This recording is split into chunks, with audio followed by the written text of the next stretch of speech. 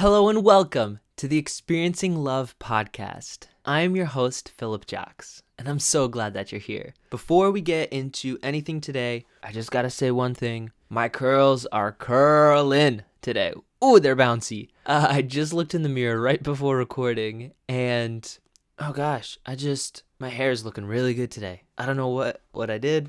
I think it had something to do with the ultra cold shower I took this morning. I've been doing that a lot lately. And by a lot, I mean every day for the past, week or so. And I'm still going strong. I guess it's part of this discipline that I'm creating for myself, or I'm creating within myself, I should say. I'm creating this discipline to do hard things, to do the uncomfortable thing, and most importantly, to not negotiate it. I find that the parts of my life that I can't keep up some of these new habits that I'm building, it's because I negotiate. And as soon as negotiations start in my head, the habit is pretty much done, because one little negotiation here or there degrades the quality of the habit until it's no longer this habit that's pushing me and making me grow, but it's something that I choose to do when I'm comfortable, when I feel like it. When it comes to the shower, I would say, I'll do a cold shower, but maybe not like freezing cold. I'll do it just kind of chilly. And then I started asking myself, is that how I want my life to look? Do I want my life to be these negotiations where instead of having this incredible life, do I want like a okay kind of life? A warm kind of life? Maybe just a little bit chilly because I'm scared to be uncomfortable? Because that shower lasts 5 minutes, maybe 10. It's just my morning shower that gets me to wake up, sends a shock through my system. And I'm willing to negotiate on that. If I'm willing to negotiate on 5 minutes of something difficult throughout my day, it's not hard to see the pattern of what that could do for the rest of the 24 hours in my day, where negotiations can pop up and how the quality slowly degrades. I'm using this no negotiation mindset for things like my eating habits as well. I've just felt so sick and tired of not fueling my body, not feeling great. These past 2 weeks have been incredible because I've actually taken the time every single day to say, I'm going to take care of myself today. And I'm going to spend an hour in the morning while I have all this energy to prepare for the rest of the day, to make sure that I have good, healthy food for the rest of the day. And because of that, I'm able to do work all the way until 8, 9, 10 p.m. And I do that so that I have an hour before bed to wind down and read and do all my habit trackers and get a lot of sleep too. I get a lot of sleep, a lot of quality sleep. I wake up well rested, full of energy, ready to do it again.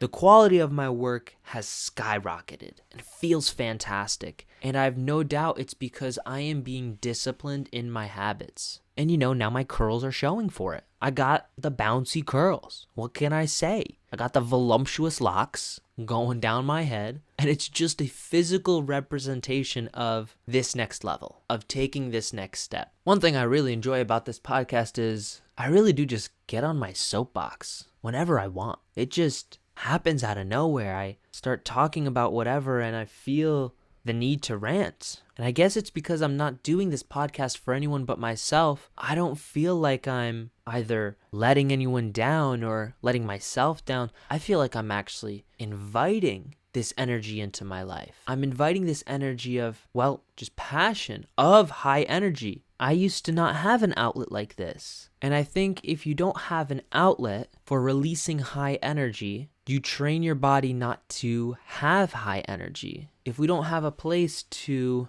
transfer that energy and has nowhere to go, it just becomes dormant within us and makes our capacity decrease. Because think about it, energy cannot be created nor destroyed. It could only be transferred. And so if you're not transferring that energy throughout your body, using it, exercising it, then your body's just going to give you less energy. That's an interesting way to look at it. I never thought about it like that before. Quite honestly, some of these ideas that I have just come out of my mouth on the spot, and I look back to them and I think back to them just as surprised. Actually, I'm probably more surprised than you. You're just here for the ride. I respect you for that, because this is not a smooth ride in the slightest. I'm 41 episodes deep, and I've yet to come up with a plan once about what I'm going to talk about. The very best that I do for coming up with a plan is as I'm meditating right before recording, some thought comes up and I say, oh, I want to start the episode with that and see where it takes me. That's about as far as my planning goes. I think if I try to plan out every single episode, even for a week, and do that week on end, this would start feeling like a chore rather than an outlet. I think that's also why things like social media didn't quite work out for me, because that was a form of marketing. I wasn't doing that for myself. I was scripting that, and I was scheduling it, and I was doing it for other people more than myself. Now I'm living a lifestyle where I want to give even more to other people than I give to myself, but it's not possible to give from an empty cup. And like I said, I didn't have this outlet and I wasn't taking care of myself. I didn't have a way to release that energy, so I had low energy. And so I was trying to scrape the cup, trying to give to people what I didn't have. And that's why it never really worked. That's why I believe it never really worked. Especially on something like an Instagram or a Facebook, you got to be captivating. Within the first 3 to 7 seconds, if you don't grab their attention, they're gone. The attention span pretty much lasts that long and they swipe away. And I remember watching this video once on YouTube maybe, and it was a guy teaching marketing, and he pretty much says there's absolutely nothing wrong with the attention span of your viewer, in the sense that yes, it might be different, but the attention span is not the problem as to why your marketing isn't getting viewed. It's the content. The content is lacking. I could say whatever I want to say about, oh, people don't have the attention span to watch until the 10-second mark when that's where it gets really good. But in reality, it's not their job to fix their attention spans for my marketing. If they want to fix their attention spans, they can fix it themselves. But if my job is to catch people's attention, then I have to do it sooner. So anyways, I remember learning about that and just realizing that I just didn't have it in me. I didn't have it in me to immediately give. So then I stopped many times. I started and stopped social media maybe 5 or 6 times, just strictly business related. The amount of times I've reset social media accounts starting from scratch, because I used to be on like 5 different platforms trying to keep up with all of them, and that could be a lot. And yeah, it just got to the point that I stopped. I remember seeing another video that was like, just focus on one platform. And I was going to make that one platform Instagram. But then I got my daily download back in December, and I remember just asking myself the question, if I don't like social media, what do I do? What's the other option for me to get my voice out there and just begin speaking to people? And then the idea of a podcast came around, and I was curious if that was even a real option for me. And if there's anyone out there listening to this and you've even considered starting a podcast, let me tell you, it is so simple creating a podcast. Like, I think I've had more difficulty setting up a Facebook account or an Instagram account than I did setting up this podcast. It felt like it was like 3 steps.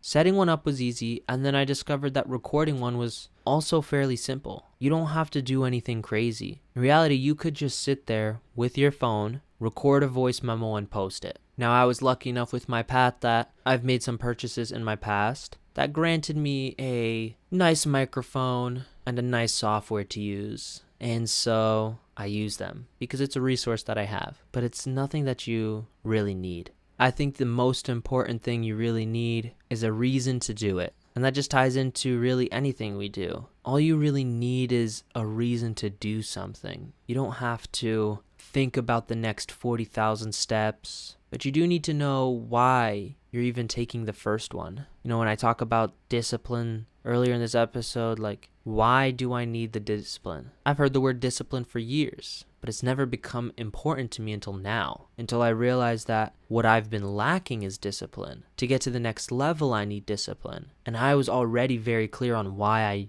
needed to get to the next level.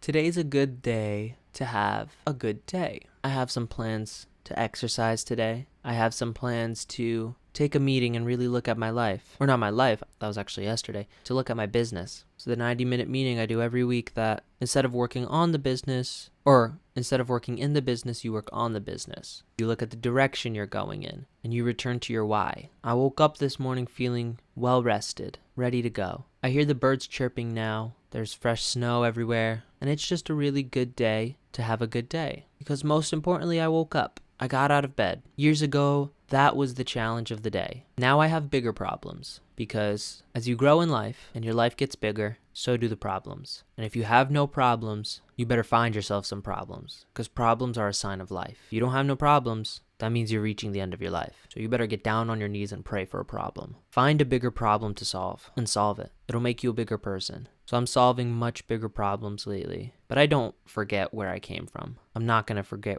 where I am now and what I've had to do to grow. I hope you have a gorgeous rest of your day, and I look forward to seeing you in the next one. I love you.